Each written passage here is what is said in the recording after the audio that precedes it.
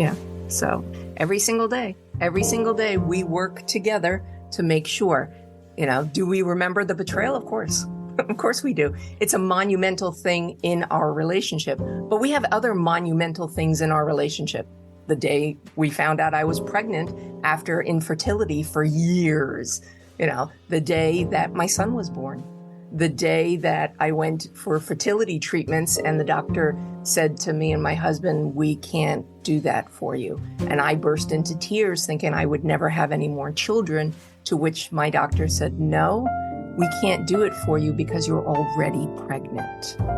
And we had, have we had our share of, flipping over a car, on a wet road while pregnant? Yeah. We've had those pinnacle moments in time in our relationship of joys and horrors. The betrayal's a horror, and it's something that we worked through. And why did we work through it? Because my husband was absolutely committed to saving his marriage. He did everything he possibly could to save our marriage. And the reason that he disclosed to me that he's met someone was to give me the necessary shove of, we need to pay attention to our relationship. We've become too comfortable in our relationship, and I don't want this going any further. And that's why I'm telling you I've met someone, so that we can work on this, that we can actually start to communicate to each other, not about house management or micromanaging our relationship or anything like that, but actually getting back to that initial intoxication that we had when we first met in middle school, then when we rekindled our romance and got married 9 weeks later, and then everything that we've always been through. And he got me this, and what this says, you might not be able to see it. It's a replica of a Banksy, and it says, what we do in life echoes in eternity. And he's washing it off, because what you do is not a life sentence. He made a mistake. I recognize that he made a mistake. I recognize that it had nothing to do with me. I recognize that it wasn't my fault. I recognize that he can be a good man. He needs to be able to communicate his feelings. He needs to express himself. He needs to be vulnerable, and he needs to do the right thing. And he's on that path now. My husband is now back to the man that I initially married. Okay, everyone, welcome back to the podcast. I have another amazing person with me today. I love interacting with great people. This is the most fun thing about being a podcast host, is people come along your path and you get to spend time with quality people. And for me, this is no exception. This is amazing. Vanessa is here with me today. We're going to be talking about her book, her story, and so many great things. Vanessa, welcome to the podcast. So happy to have you here. How are you? Dave, thank you so much. I'm so honored to be here and in front of your listeners. You're amazing. Not just 1, 2, 3, 4, 7 podcasts you host. You give such a wealth of information to all of your listeners across any platform. And it's amazing. So there's these great touch points that you have. And I'm so honored to be here. So thank you so much for inviting me on Living the Next Chapter. There you go. What a great title. All right, everybody. Thank you for coming. That was it. That's the end of the episode. Yeah. That was, Yay. yay, done. And scene. No, thank you. That's so kind of you. Like, I tell everyone the reason I do this is because I get to meet great people. And like I said, when we met for our little pre-chat before we recorded, I walked away from there inspired, challenged. You made me think. I have a page full of notes. I love the way you approach life and who you are. And the one thing that I caught me the first time I did my research on you was before we met, was I went to your website and your look there. And for those who are not on video with us at the moment, you're listening, make sure you head over to the cover art for today's episode. But there's something special about you and how you present yourself in the world. And there's a story to this, that's what really got me once we chatted, was the story behind how you present yourself in this world and what that means to you And I would love to kind of start there because that's what got me right off the bat. And it's like there's a level of quality of you as a person that shines through. And I would love to start with your look and who you are and how you present yourself. It's meaningful to me, and I'd love to share it with the audience. Can you take us there? Absolutely. It'd be my honor to do so. So what you're referring to has a lot to do with my hair. Hair actually is a trauma response. Yes, I know that sounds really, really strange, but hair is a trauma response. Why is that? Because when you go through trauma, you feel that you've lost control. You don't have control of things. You don't have control of your thoughts. You're just all over the place and you want to control something. And I feel that control is with your hair. It's something that's instantaneous, something that you can do right away. So for me, when I went through betrayal, I used to have hair halfway down my back. It was salt and pepper. I had bangs, and that was my look for decades. It was just me. Everybody knew me that way. And I'd go to my hairstylist and I'm like, a trim, and that was it. I was comfortable in it. Why? I was comfortable in my relationship. I was comfortable being a mother and a wife and a C-suite executive. I felt that, my salt and pepper was earned. I earned it. So when I went through betrayal, the first thing I did was I chopped my hair off to my shoulders. And that was drastic. People around me noticed it immediately. There was no getting away around it in any manner, shape, or form. Then, of course, when you go through betrayal, there's something called trickle truth, where things come out in little itty bitty pieces. So the betrayal isn't just once. There's little things afterwards. So with every discovery day is how we who have been betrayed refer to it as. With every single new discovery, I did something else with my hair. So the first thing I did was chop it to my shoulders. Then the next time I went, shave off a side. What? Shave off a side? Yes, shave off a side. Then it was, you know what? Why don't we color it? Let's turn it all brown. That was the next one. Then the next one was, let's shave off the other side. And it was like, are you serious? My hairdresser just couldn't believe what I was doing because she had known me for so long. And here I am. I went from having long, thick hair halfway down my back to it being completely shaved off, both sides. And then I walked in and I said, listen, I need you to put pink in my hair. And she was like, what are you doing? And I said, no, I need you to put pink in my hair. So I now have a pink streak in my hair. The good thing about all of this was that I had control. I controlled something. There was something that I can control, and it was related to me, and I could do it, and I was my own person, and I stood in the wreckage of my marriage to do so. The good news as well is that I haven't done anything with my hair since, and it has been years. And that's because there's no more trauma. There's no more trauma that I need to react to. So hence, this is me. I stepped into who I was. My betrayal for me was the necessary shove that I needed to step into my authentic self. What had happened was my world shattered in an instant with 3 words. 3 words changed my whole life. I've met someone. I couldn't believe when my husband said those 3 words to me, and my life completely shattered. And I needed to pick myself up from the rubble of my marriage, of my life. I had known my husband since I was 12. We had dated when we were teenagers. We fell in love madly, deeply, fully. And then, we had separated during, adolescence. When you're teenagers, you don't know what you're doing and whatnot. But he pursued me heavily for 8 years. He was my best friend, and he was always there for me when I needed.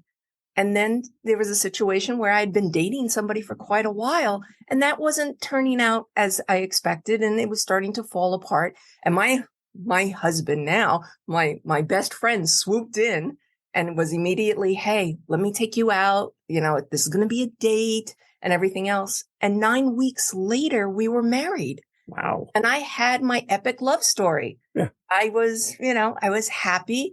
Yes, we had challenges. Every relationship has challenges. It always does. But I was happy. I had 2 children. I had the house. I had the cars. I had the career. I had a C-suite career. I still have it. We'll talk about that in a little bit. But, I was happy. So I was completely blindsided by this revelation that my husband had. And it caused a cascading of situations. And I became what I was meant to be. I went through counseling, of course, marriage counselors, coaches, therapists, everything else to try to determine why. Why was I going through this? Why did this happen? Yeah, it was a little bit of a pity party. It does happen, of course. When you're betrayed, first thing that you do, especially as a woman, is, what did I do? Why is this my fault? And it wasn't my fault. And I advise all of my clients, had nothing to do with you. And that's a really hard concept for women, especially women who have been betrayed, to understand that it wasn't even about them. It had nothing to do with them. And I found myself screaming at one of my counselors that there has to be a reason that I'm going through this. There has to be a reason that I'm going through this. And I read a quote from Brene Brown that just hit me like a lightning bolt. And she said, one day you will tell your story, as difficult as it is, and it'll be someone else's survival guide. And I was like, oh, that's it. That's absolutely it. And for me, all the pieces started to fall into place.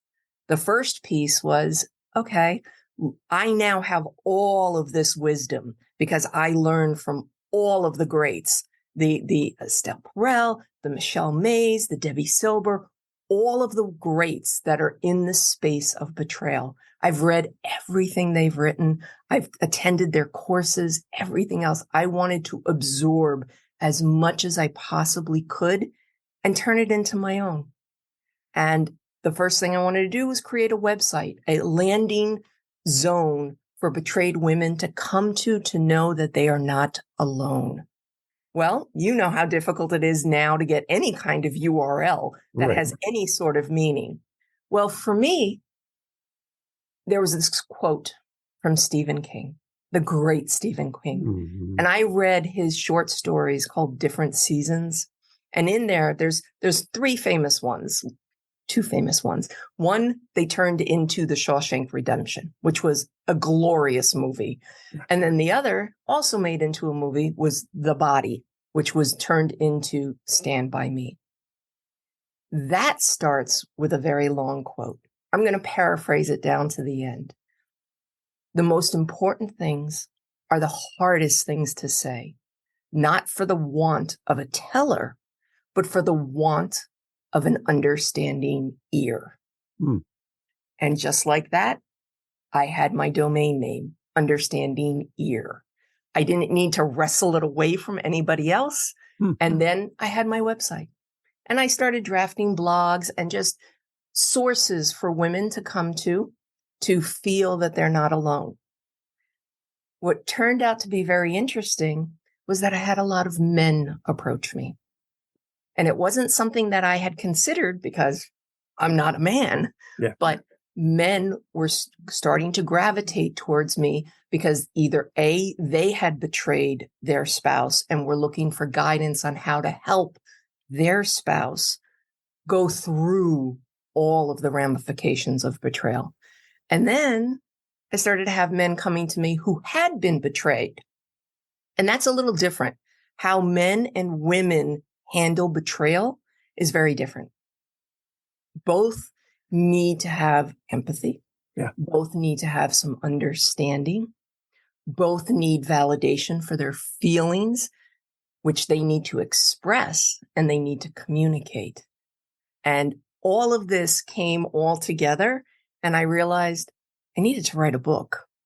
I needed to write the book that I needed to read when I was going through betrayal. I mean, as I mentioned, I read everybody's books. I got so absorbed in all of their books. But in some cases, it was very overwhelming, especially when you are just at the beginning of betrayal and all of this flood of information is coming at you all at once. It's hard to turn off your brain. It's hard to say, you know what? I need to take a pause. I need to take a break for a moment. Because why? You're in the midst of a 20-page chapter. And you're like, well, let me get to the end of the chapter and then I'll go to sleep, if I can even sleep. But in my particular case, I wanted to create a resource for betrayed to be able to read quickly. That the one chapter is a page and a half long, if that. It's just a quick touch point. Here's what it is. You're not going crazy. It's absolutely normal that you feel this way. And you will, in fact, get through this and you will heal. And I was so incredibly proud to put that out there, to have it go out there into the world. And the feedback that I started to get, which was extremely valuable, was, how do I talk? How do I say things? How do I talk to my kids? How do I let them know what's going on depending on their age? How do I talk to my parents? Oh my God, my parents, my father. How am I supposed to talk to my in-laws? That's always a situation as well. And then how do I talk to friends? How do I talk to friends who knew about it and kept it a secret? How do I talk to, school officials if I have school-age children? Because they're going to need to know that something's going on at home. How do I talk to them? Then how do I talk to complete strangers?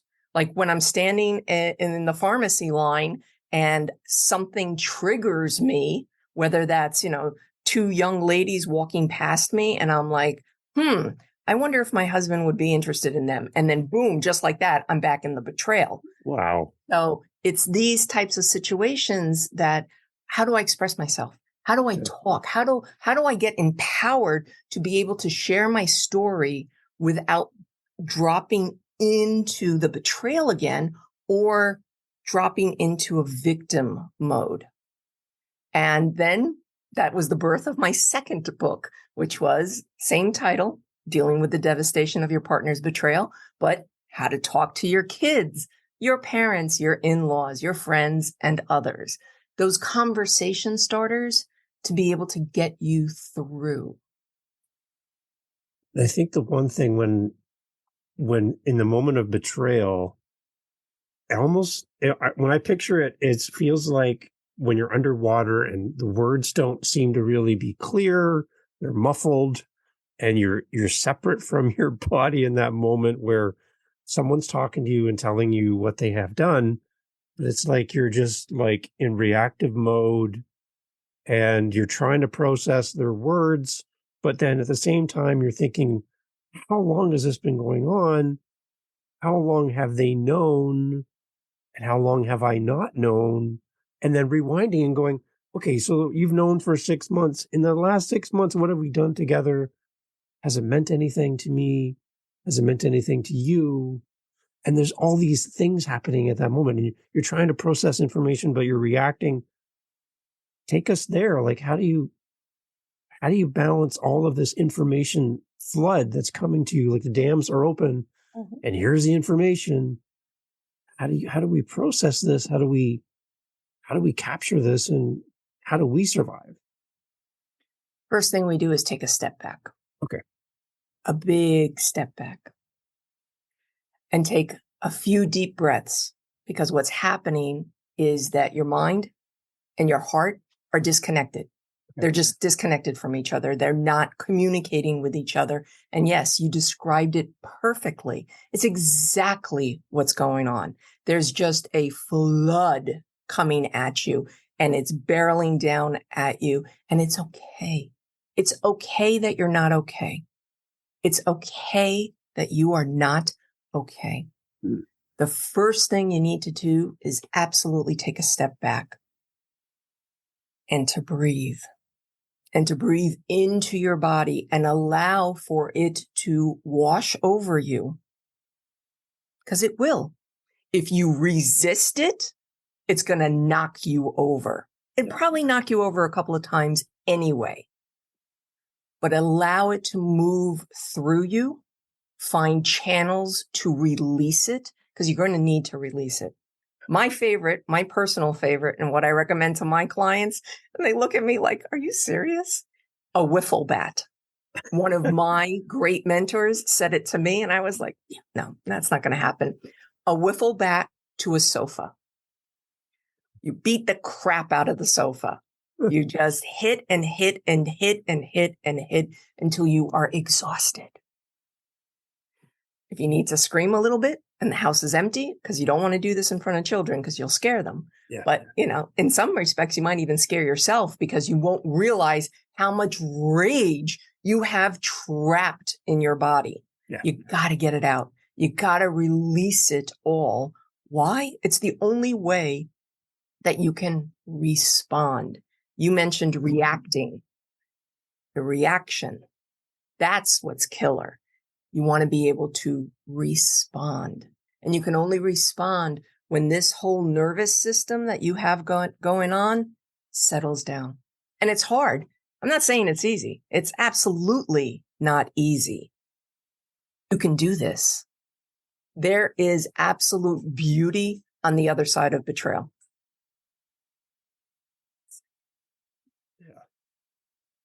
I like that.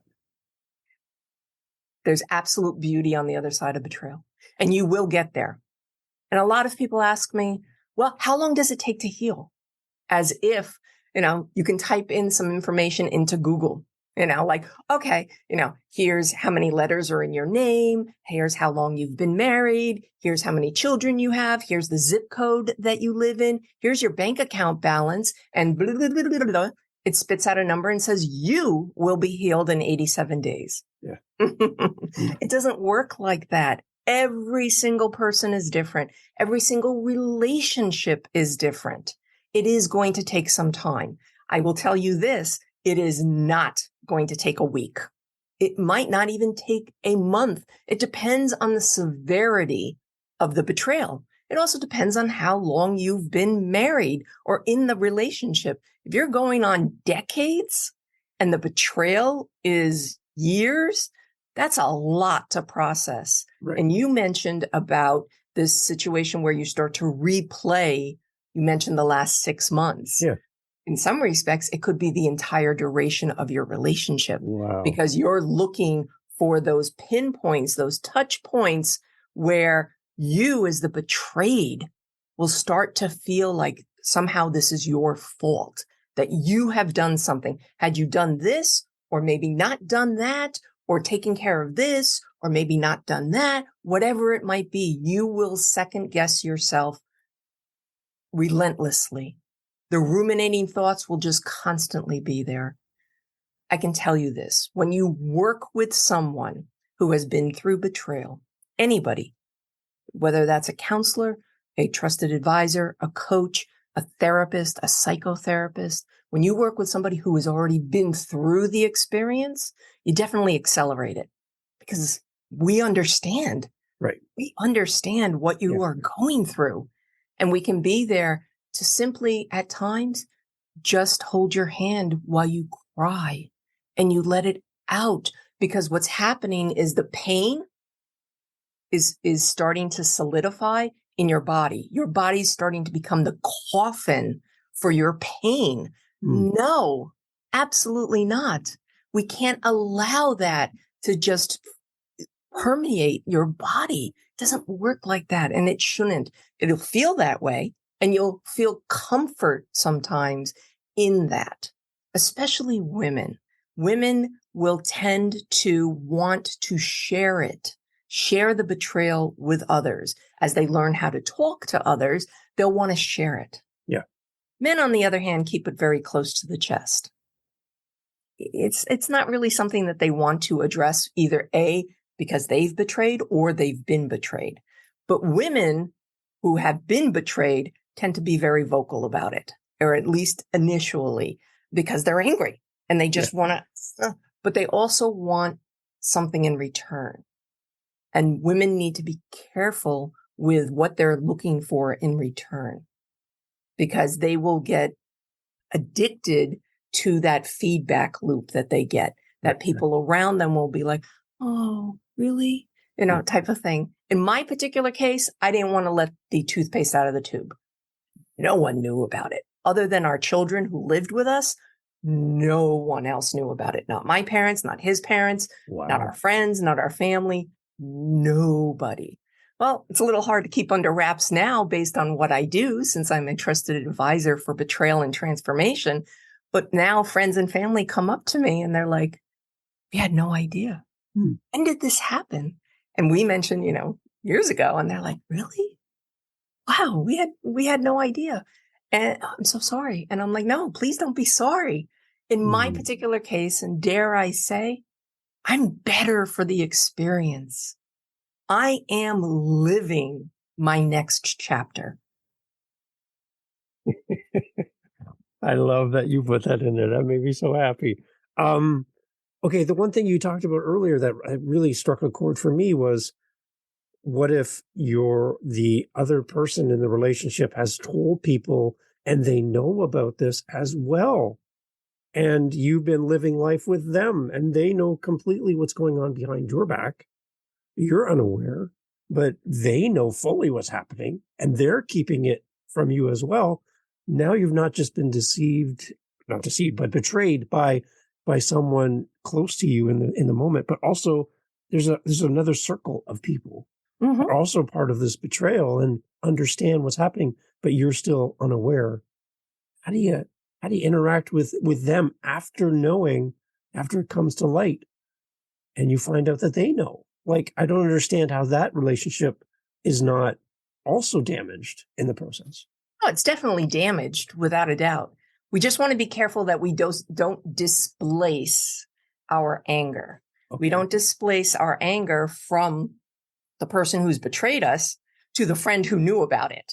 Okay. Because then the two of you, the two partners, will kind of, gang up on the friend and displace the anger onto the friend, and then the friendship ends, but you're still left with your partner and you haven't resolved any of the situation, because what you did was you displaced your anger onto the friend who knew about it but didn't say anything about it. And they might have a variety of reasons for doing so as well. We don't know. We could speculate, of course, but that's a difficult conversation to have as well. And you need to have that conversation because you need that for closure. You need that for closure, whether you decide to remain friends or you dissolve the friendship. And this circles back to what actually is betrayal. And this is a question I get asked quite often when I introduce myself to people at events or whatever it might be. They'll go through a story with me. They'll share something, and, they'll show their vulnerability. And then they lean in nice and quietly and go, is this betrayal? They're not even sure. Wow. So if they're not sure as one of the two parties that are involved in this, maybe the friend's not sure either. So there's a lot of nuances that we need to consider as well. Let's go under the premise that the husband cheated with another woman and the friend saw it. Like, just saw them hanging out at a bar together, whatever it might be, but the husband didn't see the friend. Okay. So the husband doesn't know that the friend knows about it. Then this situation explodes. The wife comes to the friend and says, I can't believe it. He was with XYZ at this place, blah, blah, blah. Did you know anything about it? That's a loaded question. Very much so, but we don't know what's in the friend's mind. We don't know whether they've experienced betrayal and it hit a nerve with them, or that they have a family history of that, or they felt like, it's not my place to say anything. I don't want to disrupt, maybe what she doesn't know won't hurt her. There's a whole nuance of what's going on, but it's important to have that conversation. Yeah. And again, not to displace your anger onto that third person. Smart. So, that's good. So. And I caught myself because I I threw in the word deception Mm-hmm. in regards to betrayal. Now, I want to make sure that I have clarity in looking at those two words side by side. Is there a correlation? Are they the same thing? Are they completely different? I need your help on that. There are some similarities, Okay. and there are definitely some differences. Okay. So deception is driven by fear, Okay. whereas betrayal is a conscious choice. Okay. Okay. Both have the intention to mislead, which is gaslighting. And that there's definitely a breach of trust. Now, deception can be on a variety of things. Betrayal also can be on a variety of things, but it's usually centered around infidelity. So we have to keep that in mind as well. There's another term, and actually Eric Edmonds coined this term, and I really, really like it. It's scareosity. Scareosity. What it is it's fear and curiosity together. So scareosity. When your fear is bigger than your curiosity, you won't move forward. Whereas if your curiosity is bigger than your fear, you'll move forward. So if you're curious if this, interaction with somebody else could lead somewhere, you'll move forward. If your curiosity is bigger than your fear. But if your fear is, oh no, I shouldn't be, so close to this other person, it might be misconstrued.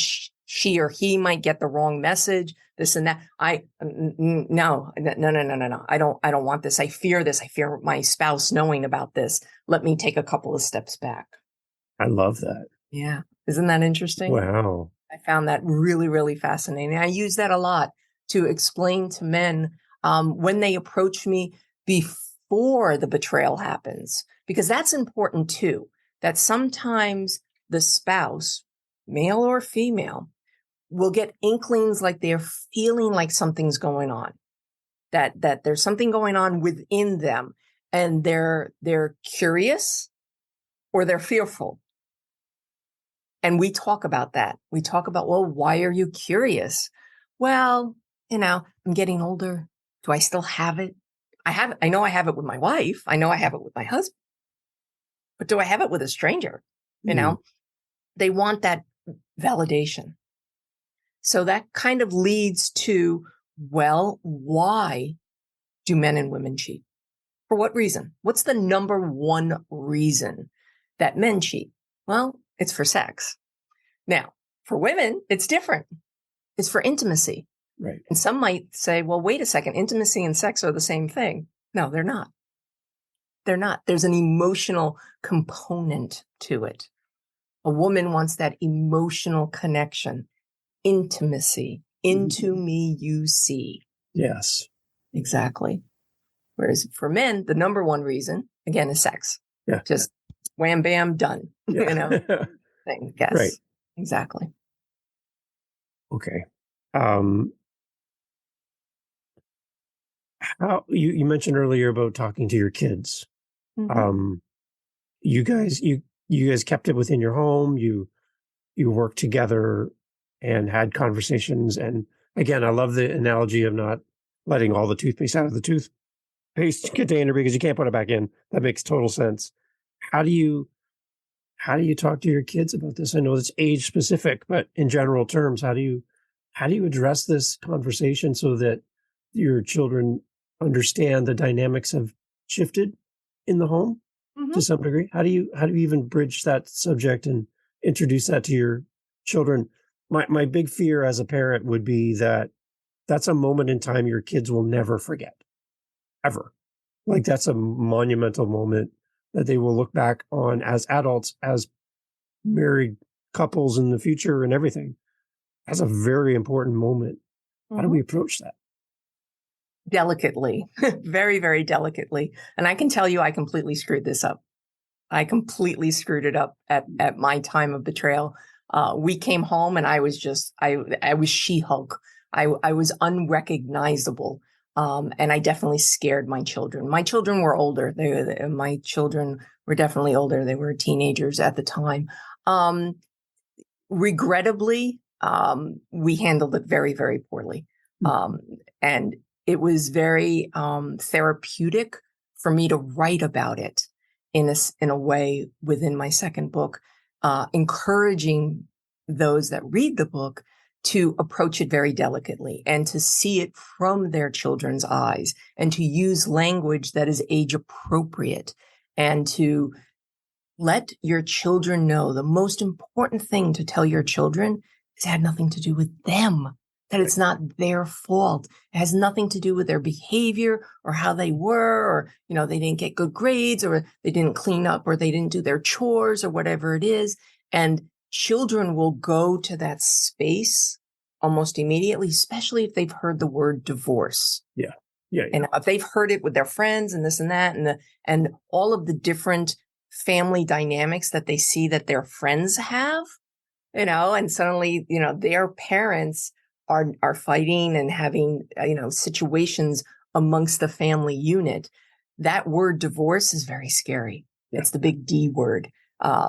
And it just hits them really, really hard. You need to have those conversations with them. You also need to be transparent, and you need to let them know what you are doing and how you're feeling. And that's okay too, to let your children know how you're feeling, to be vulnerable to your children, but also let them see you being empowered when you feel empowered.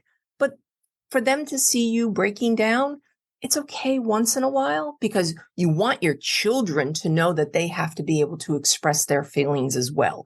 And you want to encourage them to continuously express their feelings, because they too need to move through it. We can't move around situations. We can't move over them or under them. We actually have to go through them. Right. And it's a very valuable lesson, and it's a good lesson. It truly, truly is. But we want to make sure that we don't use our children as pawns between us, between the two spouses as well. And one of the things that I do stress in my book is not to talk crap about the other spouse to your children, to your parents, to your in-laws, because they hear all of that. Daddy is still daddy to them. Right. Yeah. Mommy is still mommy to them. So you have to think about the language that you're going to use in communicating with your children. And you mentioned it, it's a point in time for them. You definitely don't want to tie it to something really, really important, like a trip to Disneyland. Oh, we're going to go to Disneyland. And then on the second day, you bring, your junior and your daughter into your hotel room, and you're like, by the way, we're getting divorced. Yeah. They will forever associate Disney with divorce, the two Ds. Yeah. You don't want that type of situation. You want to make sure that when you do this and you have a conversation with them and you share this with them, that you're clear on what exactly you are sharing. And if you want it to stay contained within the family unit, or they're going to tell the grandparents, which are both your parents and your in-laws, so there's a lot of dynamics that come into play. There's also, I mentioned school. Depending on what age your children are, right. They might be going into school as a 5, 6, 7-year-old. My parents are getting divorced. My parents are constantly fighting. You kind of want to be able to be sure that you tell at least your child's teacher what they're experiencing, because the child will definitely take it all in. And it's a lot to bear. You, as the betrayed, are taking in so much as well. But now, think of your children, and think of it through their eyes, and put yourself in their position of how they're viewing the situation, because they're not viewing it from adult eyes. They're viewing it from their own eyes. Right. In the moment of betrayal, I would think that trust takes a hit. Trust in yourself, trust in your relationship, in others. How do we rebuild trust after the rug has been pulled out from underneath us and we are flat on our back? How do we rebuild trust? Brick by brick. Okay. It's a slow, agonizing process, but it's brick by brick. And there'll be 2 steps forward and there'll be 1 step back. Sometimes you'll feel like you're standing completely still and you're like, I'm not making any progress. You know what the progress is in that exact moment? You recognize that you are standing still, and that's okay. Yeah. It's absolutely okay. It's okay that you're not okay. Tomorrow's another day, and tomorrow will be better. And sometimes you're standing still to take a nice deep breath so that you can run the next day, so that you can take 4 steps forward based on circumstances. You know, sometimes you'll feel like you're running in quicksand, like you're not going anywhere and you're exhausting yourself. Right. Why? Because you need to take a step back. There are times that you will need to take a step back, take a nice deep breath, let it out, and give your body a chance to catch up. Because you're all the way over there, and your body and your mind, they're completely disconnected, and they're trying to catch up to you, but they're also trying to catch up to each other. It's hard. It is hard. This is hard work. It's not easy. And I don't wish this on anyone. This is the most gut-wrenching thing to have to go through as an individual and as part of a couple and as part of a family unit and as part of a community, because it does affect a community as well, especially when there's a scandal involved in it and it becomes public knowledge and suddenly everybody's in your business. And again, then we go back to the toothpaste out of the tube. Right. You know, suddenly you get judgment from everybody. And sometimes you don't need that judgment. Sometimes it's not even warranted. And a lot of it, you mentioned the wah, wah, wah voice, Yeah, you know, yeah. it's just wah, wah, wah. It's like the peanuts. It's like the adults and the peanuts. It's wah, wah, wah, wah, wah, wah, wah. Sometimes you just need to be able to shut it all down, take a vacation from it all. It'll always be there. It absolutely will. But we want to be able to just take a breath. Just take a breath and recognize, 1, it's not your fault. 2, it had nothing to do with you. Truly didn't. Had nothing to do with you. Their actions, they did this, not you. Yeah. And the third thing is, it's okay that you're not okay. It's okay that you're not okay. 4th thing is, you will be. And the 5th thing, there's beauty on the other side. There is beauty on the other side. I love it. Okay, Vanessa, what about the person who's listening to our conversation and they are the betrayer? They've done it, but they haven't told anyone yet. That is not public knowledge. They haven't had the conversation. They know what they've done. They are aware of what they've done, and they're afraid because everything is good right now. The birds are singing. I've got my routine. The family's good. Everything's humming along, but there's something no one in my family knows. And it's the fact that I have made a very bad choice. I've done something that's going to change the course of history and my future, but I haven't said anything. What is your message to the person who hasn't said something yet from your perspective? What do they need to do? I can anticipate, but what do they need to do? And how soon do they need to do this? It's going to eat them up from the inside out. It just will. They can be as strong as they think they are. They can think that, nobody will find out. Nobody will know. You know, we hear these stories all the time of, you know, suddenly somebody's, you know, showing up on the doorstep and going, hi, Dad. Hi, you know, type of thing. We hear it all the time. It's going to eat you up from the inside out. My first and foremost suggestion is to talk to a professional, yourself, just to work through why you did it. Because that's usually the number one question that the betrayed asks at point of discovery. Why? Yeah. Why did you do this? Yeah. Why did you do this to me? Why? Why is the number one question. And it's extremely helpful if you already know the answer to that why. Wow. And you need to know it for yourself. Why did you do this? Because if you did it once, is there a possibility that you will do it again?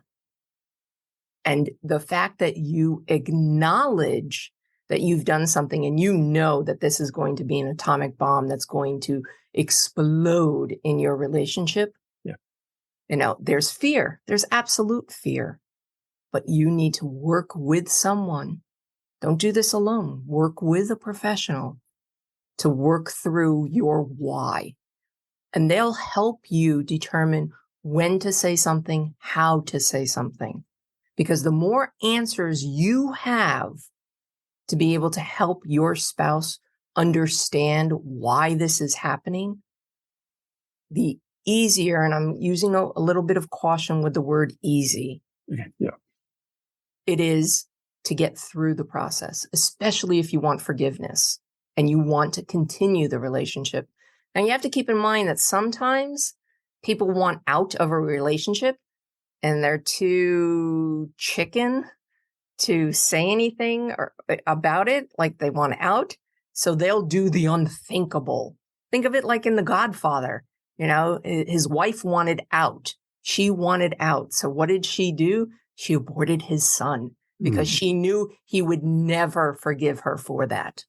Well, maybe betraying your spouse, secretly you're hoping that your spouse doesn't forgive you for that.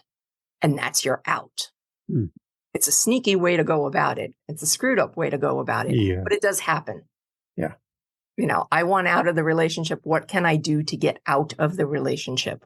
Very swiftly, just like that. What do I know that my partner will not accept? What's the boundary that I have crossed? Well, betrayal can be that. So again, you want to work with somebody to determine your why. When we talked in our pre-chat, you gave me an amazing wait, what moment as we were talking through this, because we're talking about working through betrayal and from your perspective. But then you said something to me about your current relationship status that floored me, because in my mind, I was on one path thinking that the results naturally would be A, B, and C. And I was kind of going down this path. And then you said, nope, this is where we're at today. And I'm like, wait, what? Can you tell me your relationship status as a result of all the things that you work through? Because I think that just shines a light on A, how you can help people, and B, that there's hope. Can you talk a little bit about that? Sure. I'll be more than happy to. Well, my husband and I shared our 33rd wedding anniversary. We are still together. I'm clapping. That's amazing. Yeah. So every single day, we work together to make sure, do we remember the betrayal? Of course. Of course we do. It's a monumental thing in our relationship, but we have other monumental things in our relationship. The day we found out I was pregnant after infertility for years, the day that my son was born, the day that I went for fertility treatments and the doctor said to me and my husband, we can't do that for you. And I burst into tears thinking I would never have any more children, to which my doctor said, no, we can't do it for you because you're already pregnant. Oh my gosh. Come on. And we had, have we had our share of, flipping over a car, on a wet road while pregnant? Yeah. We've had those pinnacle moments in time in our relationship of joys and horrors. The betrayal's a horror, and it's something that we worked through. And why did we work through it? Because my husband was absolutely committed to saving his marriage. He did everything he possibly could to save our marriage. And the reason that he disclosed to me that he's met someone was to give me the necessary shove of, we need to pay attention to our relationship. We've become too comfortable in our relationship, and I don't want this going any further. And that's why I'm telling you, I've met someone so that we can work on this, that we can actually start to communicate to each other, not about house management or micromanaging our relationship or anything like that, but actually getting back to that initial intoxication that we had when we first met in middle school, then when we rekindled our romance and got married 9 weeks later, and then everything that we've always been through. And he got me this, and what this says, you might not be able to see it, It's a replica of a Banksy, and it says, "What we do in life echoes in eternity." And he's washing it off because what you do is not a life sentence. Wow. He made a mistake. I recognize that he made a mistake. I recognize that it had nothing to do with me. I recognize that it wasn't my fault. I recognize that he can be a good man. He needs to be able to communicate his feelings. He needs to express himself. He needs to be vulnerable, and he needs to do the right thing. And he's on that path now. My husband is now back to the man that I initially married. So, wow. For others that have been betrayed who stay, they refer to it as a second marriage. They've married their spouse all over again, maybe sometimes with new rings, a new ceremony, things of that nature to solidify the relationship again. But for me, working with clients, I want to stress that it's inconsequential to me whether they stay or go. I don't work with clients in hopes that they stay. I don't work with clients that want to separate and feel that, I would be of assistance towards that, or I couldn't be of assistance towards that.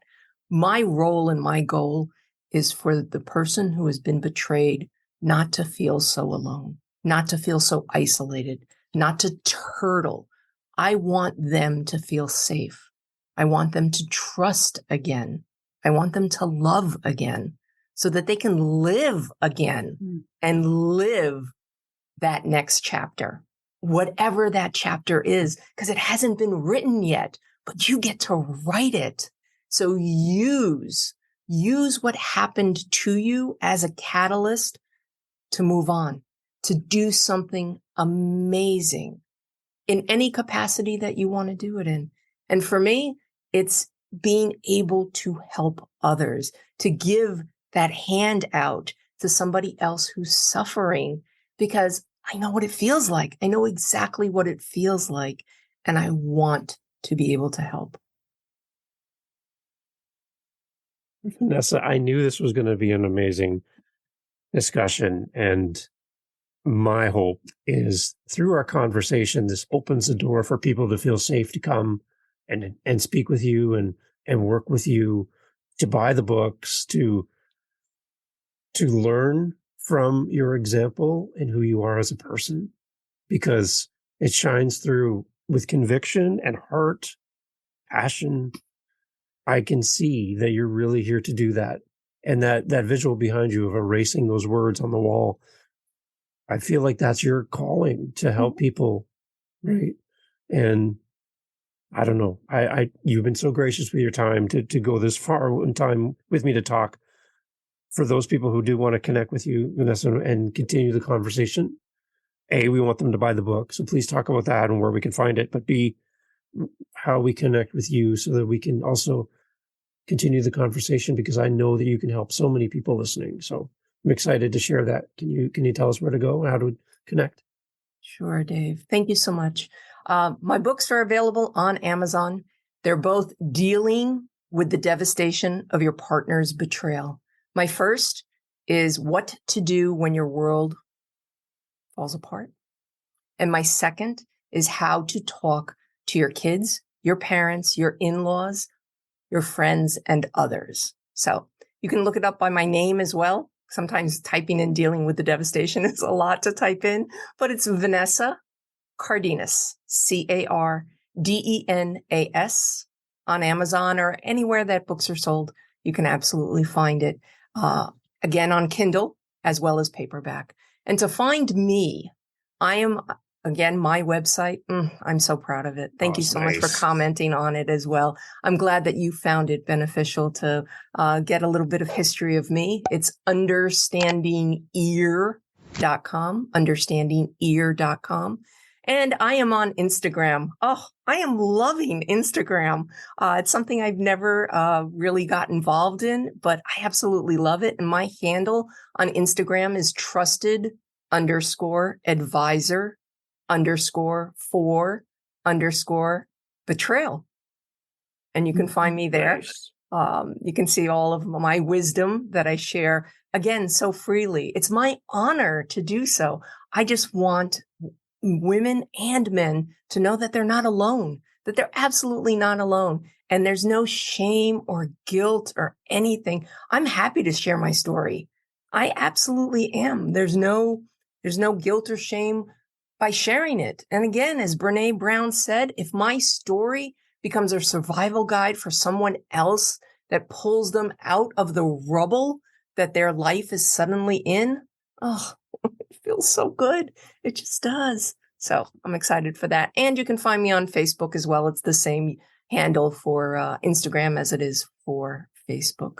Thank you so much for the opportunity to allow me to share my story. And hopefully some of your audience members, it might not benefit them at the moment. And I'm hoping that actually in some respects, it never benefits them because they'll never go through betrayal. But unfortunately, we all know someone who has gone through betrayal, and they might not be forthcoming with information, but they do need to know about it. They definitely do. And one thing that we didn't touch on that I just want to share, if I could, please. is sometimes women are blindsided by it in their doctor's office. And I know that sounds kind of strange, but we've been talking as if it's been shared. Okay. Sometimes it's at the doctor's office where the doctor will walk in with test results and comment that the woman has an STD. And initially the woman's like, wait a second, that's not my chart. You've got somebody else's chart. That's not mine. And then they're like, oh, Mrs. Cardenas or whatever the name is and stuff. Yeah, no, you have an STD. What are you talking about? I'm faithful. I've been faithful. And then it dawns on them and they're like, wow. So one of the things that I do is I like to speak at conferences with GYN doctors because this is the most difficult conversation that they have. There's a list of 5 difficult conversations that they have with their clients, but this is one of them. This ranks in the top 5 of having to disclose you have an STD and it's caused by your partner's extracurricular activities. Wow. So, yeah. So I welcome those speaking engagements because again, I want to reach as many as I possibly can to let them know they're not alone. And I'm glad you brought that up because that was one of my closing thoughts was if you have any kind of event coming up and you're looking for a dynamic speaker who's going to help many people in the audience and a published author and a coach and everything, you've got to talk to Vanessa because I've just been sitting here as a student taking this in today, and the way you present yourself and how you how thoughtful you are in your responses and your preparation. You showed me your notes before we started.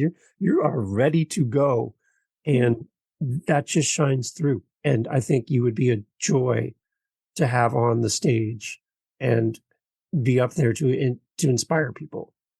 Thank you for that. Support people. I really, really think that is a great place for you. So being on my podcast and sharing with the audiences is amazing. And I just can't wait for people to start reaching out and connecting with you as a result of this and buying the book and leaving a great review on the books as well. That's important. I appreciate that. And you and Jennifer, you so inspired me again when we spoke off camera about your relationship and 3 beautiful children and all those life moments and whatnot, and the commitment level and just all that you do. And what resonated with me most was the fact that you shared how much you communicate with each other, especially since you guys do podcasts together. So you're working together. You're always communicating with each other. And it's so beautiful. And that's really the key. If there's a key ingredient to ward off betrayal, to kind of keep it at bay, it's communication. Mm-hmm. It's communicating your thoughts. It's communicating how you're feeling to get that validation that you need from your partner so you don't seek it elsewhere. Yeah. So get out of neutral, stay in gear, stay engaged with your relationship, and don't take each other for granted and speak to each other. Share. right? Love each other. Amazing. And you've demonstrated that, Vanessa. Thank you. Thank you so much for being part of the podcast. Thank you so much, Dave.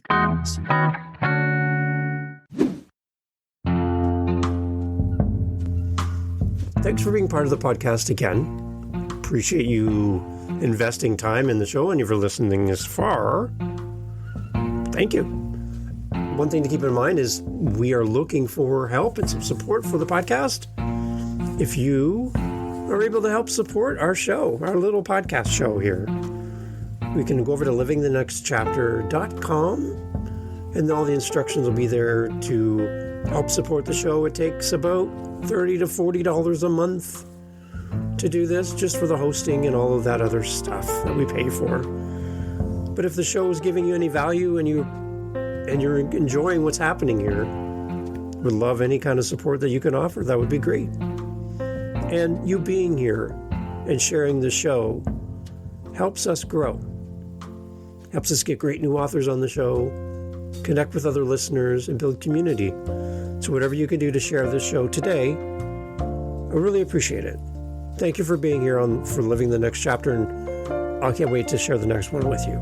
Talk soon. Have a great day.